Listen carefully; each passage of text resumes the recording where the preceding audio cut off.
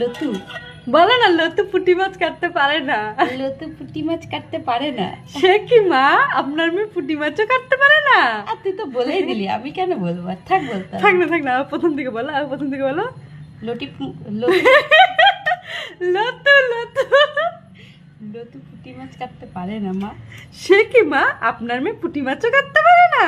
সেদিন আমি মোচা কাটতে পারিনি বলে আপনি আমাকে বলেছিলেন এত বড় ধামনি মেয়ে হয়ে গেছে, তোমার মামি কি তোমাকে কিছুই শেখায়নি? আর এখন যে আপনার মেয়ে পুঁটি মাছ কাটতে পারে না, এটা তো মোরলা মাছ, মোরলি মাছ। যাই হোক না, তারপরে দেখো না কি বলছে। ঠিক আছে, তুমি যদি পুঁটি মাছ কাটতে না পারো তাহলে পরে 4টে করে, রোজ বিকালে 4টে করে পুঁটি মাছ নিয়ে আসবে। আমি তোমাকে বটিতে আঁশ ঘষে ঘষে দেখিয়ে দিব যে পুঁটি মাছ কি করে কাটতে। মোরলা মাছে আঁশ থাকে না, একটুখানি লবণ দিয়ে ঘষা দিলে সব উঠে যাবে। না না, মোরলা মাছটা জলে ভিজাই রে।